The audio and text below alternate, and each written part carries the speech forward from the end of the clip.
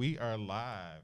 Hello, guys. Thank you all so much for tuning in to tonight's special edition of the Nurse Doc.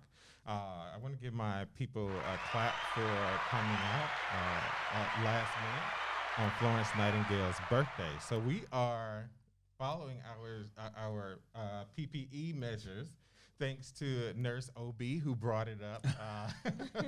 Because I was like, what, masks? Are you serious? We nurses. We don't need no masks. We don't need no stinking masks.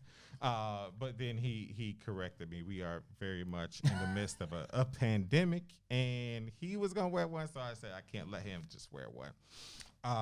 So, yes. Hey, Michael. Hey, Freddie. Hey, Bridget. Hey, Felicia.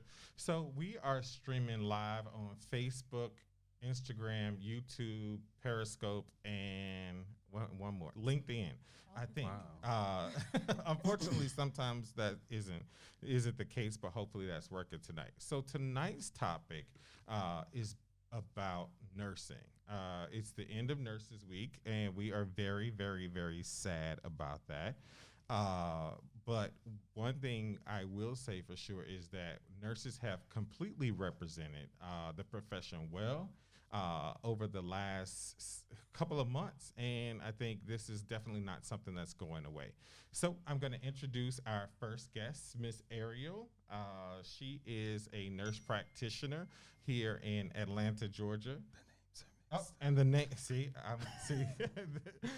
my dyslexia sometimes shows out. So we're gonna flip these. You laughing at me? I am 17 years in the nursing game. Because it says my name's Ariel. The thing is, he checked this before we started. Exactly, and I was like, "Oh, it looked right." It's crossed to me. So there we go. So we have Ariel, who's a family nurse practitioner, who's also a registered nurse. She was a registered nurse before becoming a family nurse practitioner. She currently works in the Minute Clinic here at CVS in Georgia. She is out here beating these drums, saving patients, and doing testing with potentially positive coronavirus patients. So Quite a few positives. So yeah. here in Georgia, and we have Mr. Obiora Mbaku. Mbachu. Mbachu. See, I'm not gonna lie. I love Mbaku from Wakanda, and I just like, ooh, I hope his name is Mbaku. Who is also a working registered nurse here in Atlanta, Georgia. And it's funny because I thought you were a traveler. I've traveled in the past, yes. Okay. Okay. Just within Georgia. Oh, all right. And I'm not gonna lie. One of the things I love about being a traveler for over 7 years is I don't answer to nobody. If I don't want no contract, I don't need no contract. That's it. And right now, for those of who know me, know that I am obviously not on contract right now because I'm not at work. So, so obviously I'm not at work. But anyways, so. Ariel, introduce yourself. Tell people about like what you do, any of your hobbies. Are you a Virgo who like long walks through the park? A Virgo. I'm definitely not a Virgo. So my hobbies, I really love before this pandemic. I'm very much an outdoors person. So I love just going down the Beltline. I live like 5 minutes from it. I love going out to eat, trying new restaurants, and traveling. I had to cancel so many trips because of this pandemic. It's very sad. But yeah, I mean, that's a little bit about me. I've been a nurse for 5 years, so very much still a baby nurse compared to these guys here. But, in the game, in it for the long haul. Good. Well, I'm getting responses that we sound good with the mask, so I'm really, really happy to hear about that. And Obiora, you want to tell people about yourself? Yes. So my name is Obiora. I've been a nurse for almost 7 years. Started out in Houston, Texas, doing cardiac step down. Ran away from that and did orthopedics for a little bit of time there in Houston before I relocated to Atlanta and did some more ortho. I've done some recovery room PACU. And then I started traveling for a few years within Georgia, recently took on a full-time role in the operating room. So that's different, and now I have to answer to people. So that's new from being in the traveler role where I had more freedom. But I just wanted to learn a new skill. Also, still keep a PRN job where I do med surge float pool, just so I won't lose my skills and have some variety. Okay. Okay. Yeah. Oh, right. Wow. So, I mean, this is, again, come up on the end of a crazy pandemic that nobody expected. And I'm definitely the oldest one here in this game. It, I would love to know why nursing, Ariel. Like, what made you choose nursing? Obviously, I mean, you could have been a model and all of this other stuff. So, why nursing? So, nursing is kind of in my blood. Both my parents were nurses in the military. My grandmother is a nurse. My aunt is a nurse. So, I came by it honestly. But honestly, starting out, I wanted to go to medical school and be a doctor. But then I did a little shadowing opportunity when I was 17 in high school. And we were in the hospital. It was just emerging doctors. And I got to see what doctors actually do. And I was like, I don't really like this. And I was more interested in what the nurses did. They really build relationships with the patients, and they spent more time with the patients, and that was more of what I wanted to do. I knew I wanted to do something medical, but I really honed in on nursing after that experience. Oh, wow. That's really cool. Wow. So, any similarities, Obi, about medical school? I know y'all are young, so that's. Well, I come from a Nigerian background, so definitely, it's always about shoot for the stars, become the highest terminal degree, this, that. And I started out in Houston going to college, and I was chemistry pre-med, and chemistry and I didn't have chemistry. So I ended up leaving the major. And I said, well, I know I want to do something that I can affect people's lives, touch people, be able to connect with people, just make somebody's day brighter. And I've done customer service jobs for a lot of part of my life. So I ended up volunteering in a hospital when I was in my freshman year of college. And the rest is history, really. I followed a bunch of different allied health professionals around the hospital, and was like, okay, well, nursing is something that it seems like you will always have a job and you would never get bored. And so I just went full steam ahead with that and made it happen. It's the best decision I could have made. Yeah. Wow. So you still feel that way even now with all of this?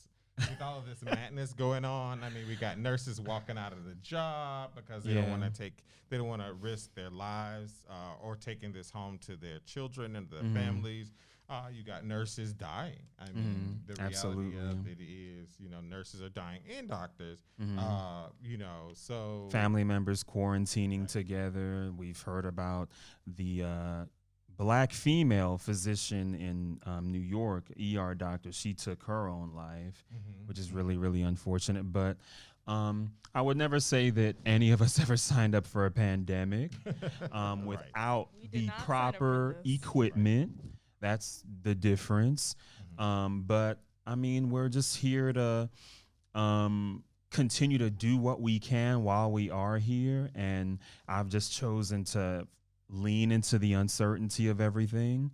At the end of the day, it's not just at our job where we can contract something and, we'll be gone tomorrow. It's you're taking a risk when you drive your car, when you're out going for a run, or when you're on the plane. Nothing is guaranteed, So there's going to be people, that come out of this pandemic, and unfortunately some that won't, with all that's going on. So. Right. Yeah. So Ariel, same question for you. Even in the light of all of this, I mean, would you say that you still feel the same way about becoming a nurse? And so, in terms of, I will say that this pandemic has brought to light how the world sees us, in addition to how hospital administration sees us. Mm-hmm. I do feel like we're seen as more indispensable, and as long as we have a body here, then that's it. Mm-hmm. Which is, outside looking in nursing school and what have you, you don't really get to see that part of our career. Yes.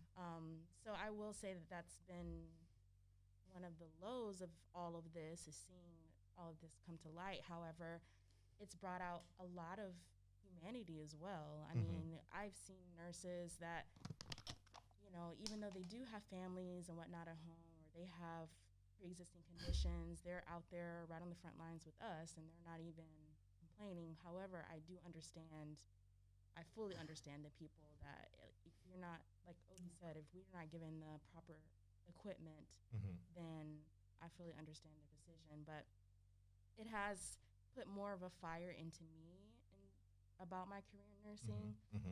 Just seeing all of us pull together and stick up for each other. Nursing typically is one of those like eat your young type of professions. However, during this, we've come more together. Right. What you just were saying made me think about a valid question, right? So we've seen on the news where they are basically stating that minority communities are much more affected by the coronavirus COVID-19 pandemic. Being nurse practitioners of color, understanding this particular statistic, does it make you feel any more empowered about being a nurse at this particular time, Ariel? Or do you think that you would say, oh, I don't see color, that statistic is just kind of like a statistic?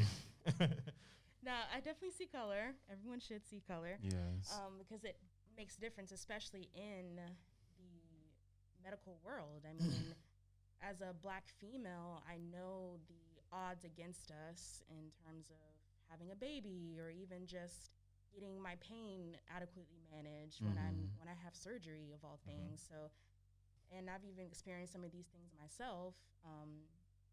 Typically when I go to the doctor, I don't let them know what my profession is. I mean, my PCP knows because I've had her for a while. However, if I go see a specialist, I'm not going to forthright tell them what I am or what I do. And I kind of see the shift in their attitudes when they do find out.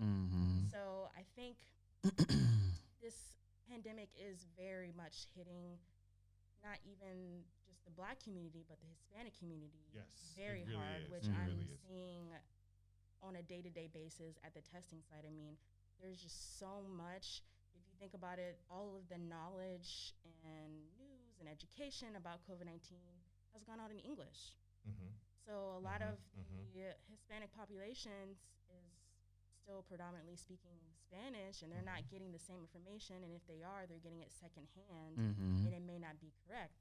Or, they're not working traditional jobs to where they can just work from home. They're still having to go out every day and do a job and work in congregate settings without any type of protection. So it's really hitting them hard. And I'm seeing that it's waking a lot of people up to the situation, which it's sad that it takes something dire like this for people to see that this is a problem. But hopefully this will spark a change for the long term. Like, how will we deal with this if this comes up in the future, which they're talking about? Right. It will. Definitely. It's going to be holding on to an OB basically being a practitioner of color, and this being reportedly, not just reportedly, but the statistics show that communities of color, I mean, we laughed and I was one of those people like, oh, Black people aren't going to get it.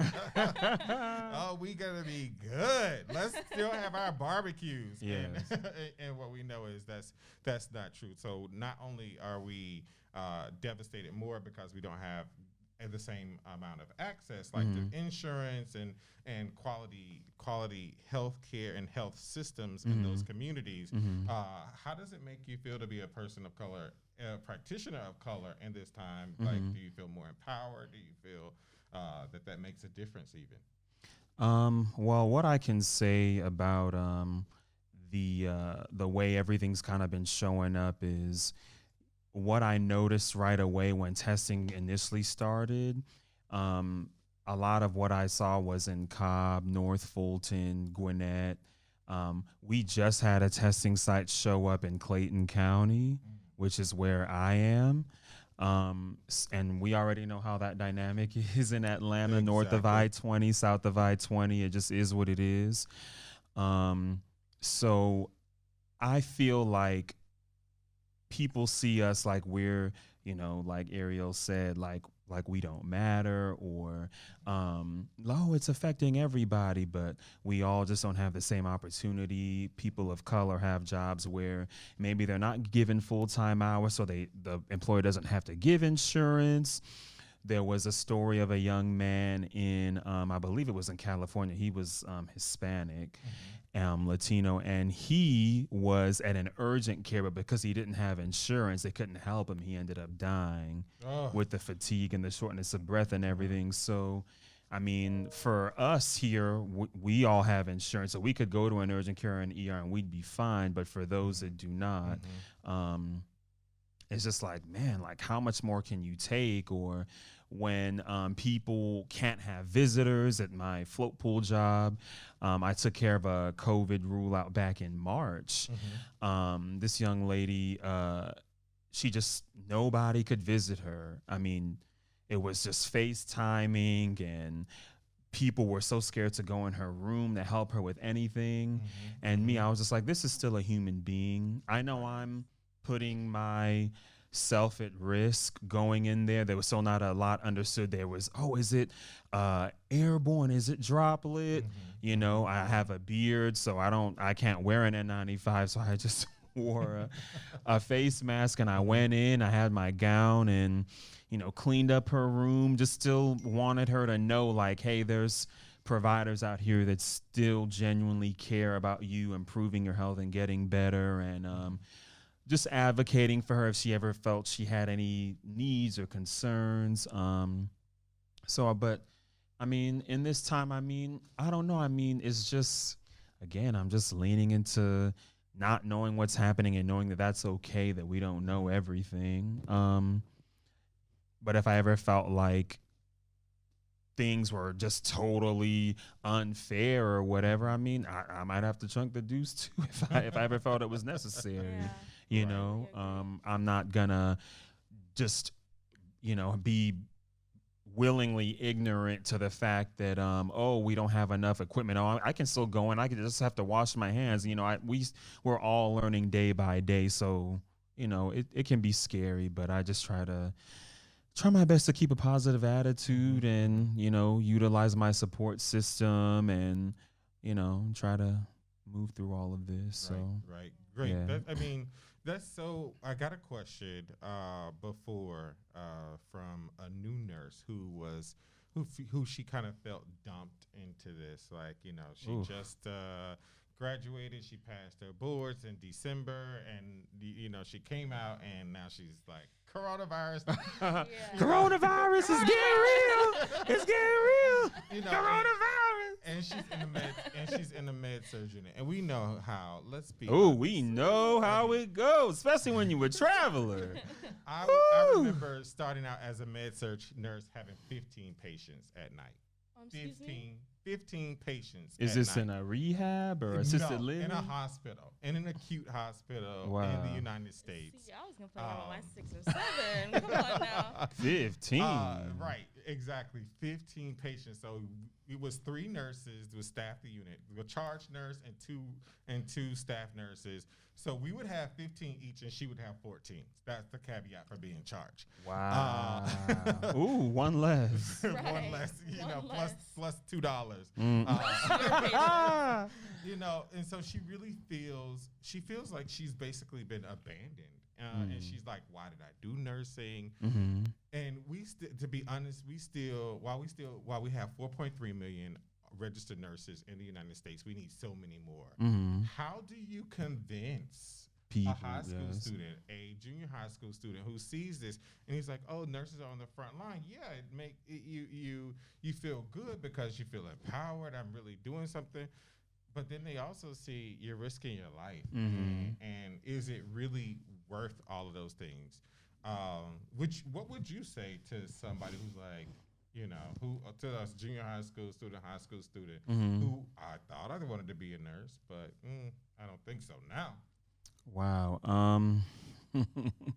That's really, really tough. Man, I honestly don't know what I would say. But all that really comes to mind is, there's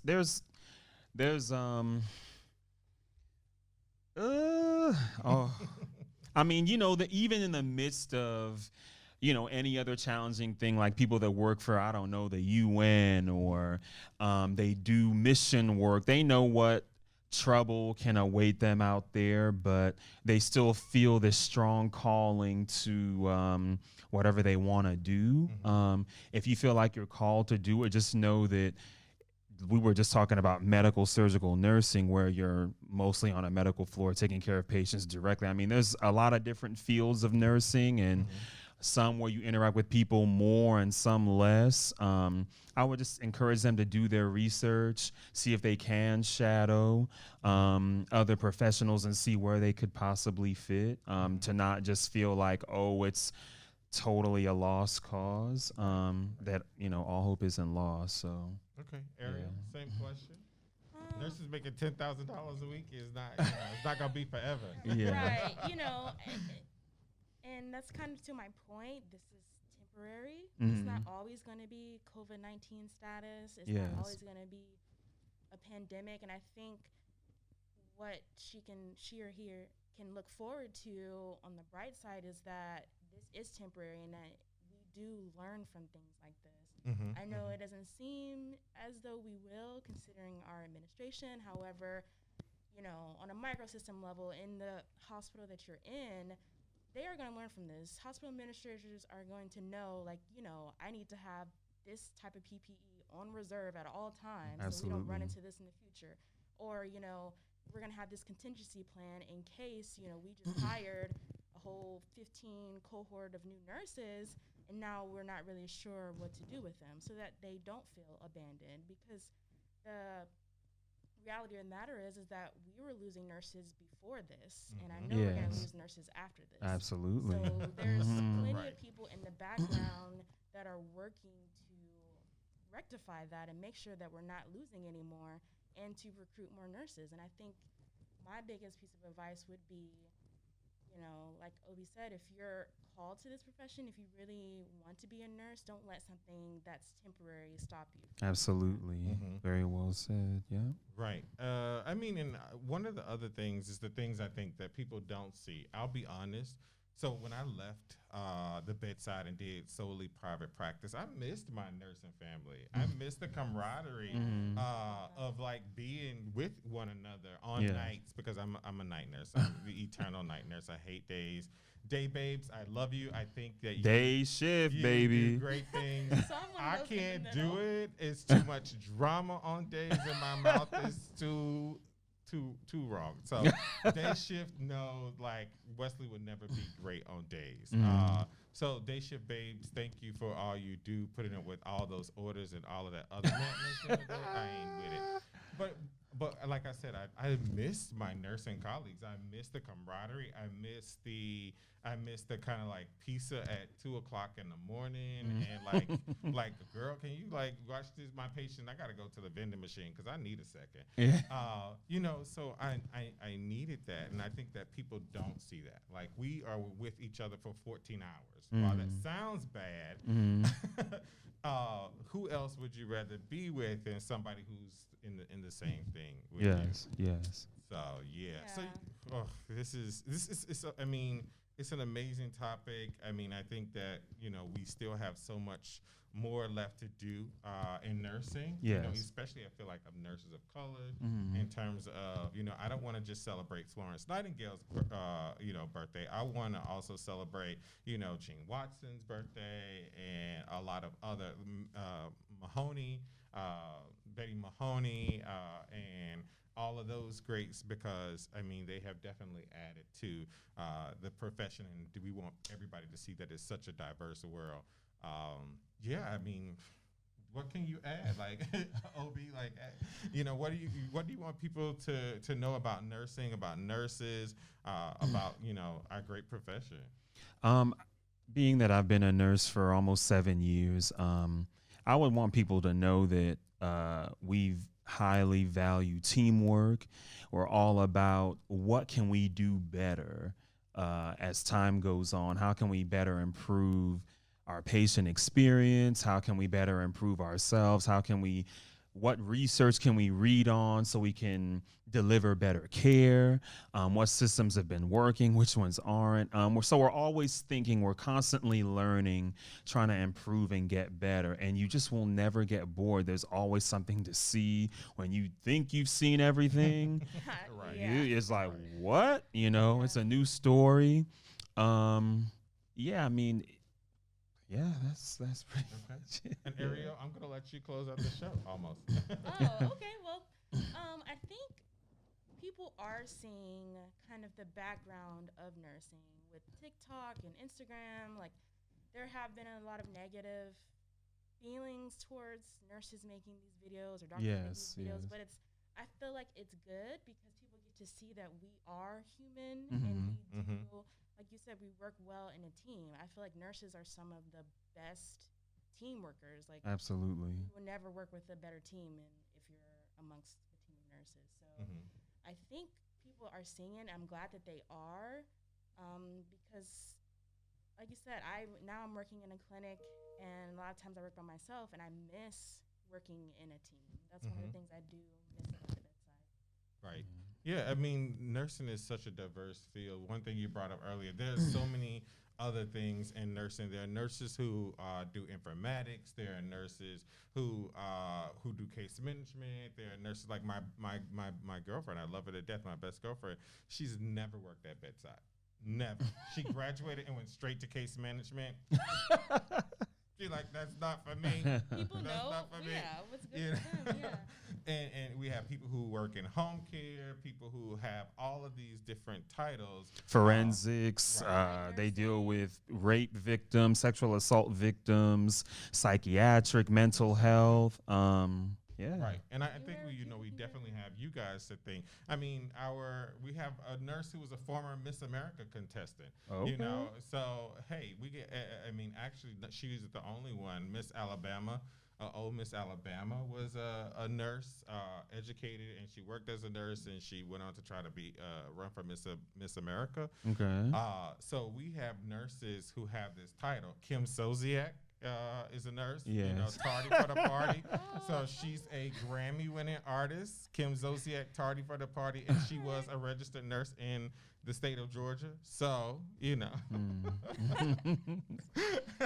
so for better or for worse, nurses have all of these different roles. Like I know nurses who run restaurants. There's so many opportunities that I love about nursing.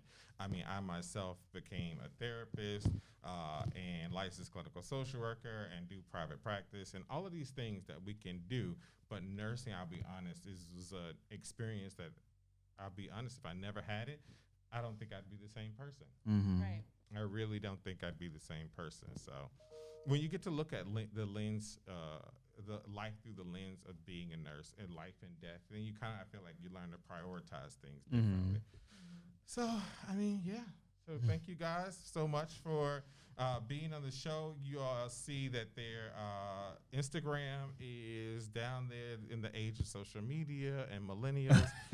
Everybody wants their Instagram up. So, yeah, I mean, that's it. Hey, that's it for the night. So thank you for tuning in. I tried to keep it short and sweet.